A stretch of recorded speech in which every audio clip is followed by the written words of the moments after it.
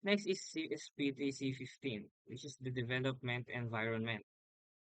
Unahin natin i-discuss ang operation systems. Makikita natin ito sa Android, iOS, or kahit dito sa ginagamit ko laptop ngayon. May mga operating systems to. Next is development environments.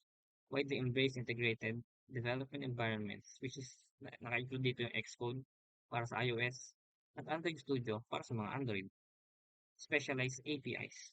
Ito ginagamit ito sa mga mobile platform na may pre-code or kumbaga pwede mo nang gamitin in just one click. Marami ng functionality, marami na mare-recognize na codes na pre-built na nasa isang API.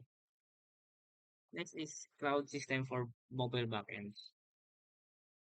AWS Amplify ang pinaka-example nito.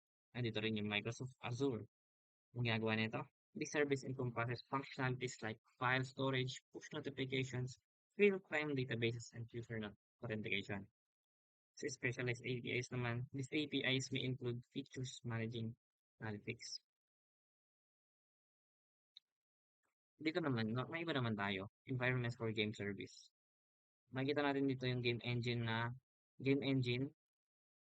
Ah, ma-clarify nito yung 2D, 3D ng across sa mga various platforms. Next is AR/VR, yung mga nauso nga na virtual reality na nailalagay mo dito sa mata tapos may makikita kang parang actual nangyari. Next is back-end services for games is naglalaro ng crucial role sa pag-utilize ng mga nilalaro natin or paano sila gumagalaw, ganun, ganun.